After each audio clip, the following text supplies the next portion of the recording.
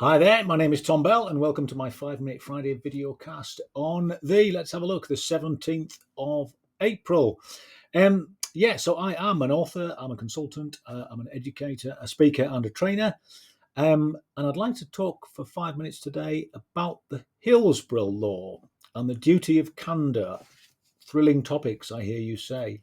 For me, these are incredibly interesting and vital topics. Now, some of you who may have followed the Hillsborough tragedy over the years will be aware that it was the anniversary of the Hillsborough tragedy on the 15th of April this week.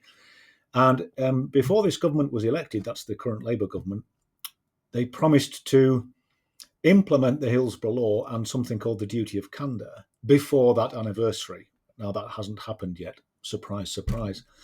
They say that they still need time to get the details of it right and make sure it's workable. Do we believe them? Who knows? Have we just stopped believing politicians? I think most of the time we have. But it fascinates me that we already have a duty of candour in the NHS and it doesn't work. And that's not me saying it, by the way. That's the top people in the NHS saying it. So you've got this guy called Bill Kirkup, who has Professor Bill Kirkup, I think it is. He's done many, many investigations, top-level investigations into NHS tragedies. And he essentially came out a couple of weeks ago and said, it's great that there's a duty of candour, but it's not working. But we still hold on to that little sucky blanket of comfort, that comfort blanket in the NHS. People say, "Oh yeah, but we've got the duty of candour. We've got it's a bit like me saying, I've got a fire extinguisher in the corner. I just don't know how to use it. Yeah. So if there ever is a fire, I'm screwed." And duty of candour is one of those things where you tick the box, you say you've got this thing in place. The duty of candour, by the way, simply means that there's a responsibility on senior people, accountable people, to talk openly about any mistakes that are made with all those people involved. So that's all the stakeholders involved in that process, the patients, the families of the harmed people, relatives of, staff, etc. So what's interesting about the duty of candour, though, which I think I would say it's impossible to legislate for candour, but, I guess if you're a lawyer, you would argue that because your living depends on it. But if you can't be candid within an organisation, then a duty of candour is going to fail. Because you have to have an open organisation internally for that organisation to be open externally. I used to work in relationship management for many years with both public and private sector bodies, and pretty much worked on the mantra that if the organisation itself was closed and insular culture, then that organisation was incapable of communicating effectively with the outside world. What the product of your external communication is the product of your internal communication. How coherent I am with you now is the product of how coherent my thoughts are internally.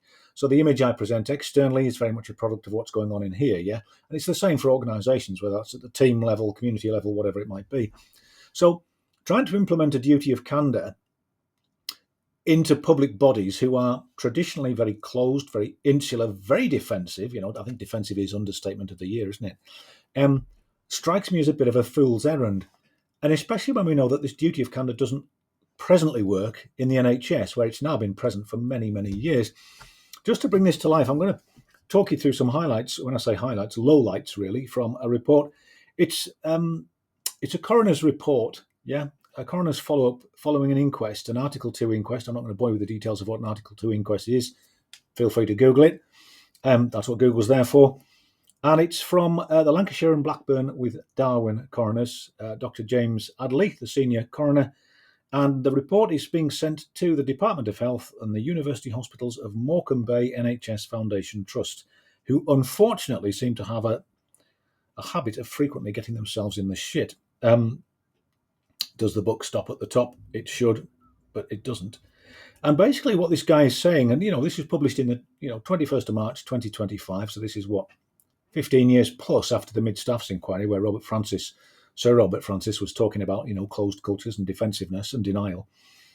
And he's saying that the trust, the culture within the Morecambe Bay Trust, this is the coroner speaking, yeah. He has, no axe to grind, really, I don't think, with the trust. He's telling it as he sees it. And he's just talking about their defensiveness, how they've stood in the way, deep-seated and endemic culture within the trust that led to denial and failure. His words, not mine.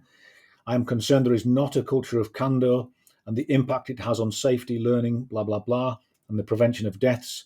The Trust's approach to the inquest has been one of a lack of transparency and openness. The list, it's an absolutely damning report. For the record, I think it should lead to at least the resignation of the Chief Executive and possibly some of his colleagues. And if there was ever a test of whether the fit and proper persons test for NHS directors is working, this is probably it. So where am I coming from? I'm exceeding my 5 minutes, as I often do. I guess I'm saying that to implement a law, you can't implement a law that will make culture change work. And as much as I'd love to see the Hillsborough Law come into being, I think it risks, if it includes a duty of candour within it, unless there are radical changes to how that is looked at, I think it risks being another tick box exercise whereby people will say, well, public sector bodies now have a duty of candour, therefore they must be using it. That is absolute nonsense. On that note, I'll quit while I'm behind. Have a good Easter weekend. I've just realised now, of course, with it being the Easter weekend, it's not Friday, it's Thursday. So forget what I said earlier. Don't worry. Maybe duty of candour. It takes nothing to admit that, does it? I was wrong.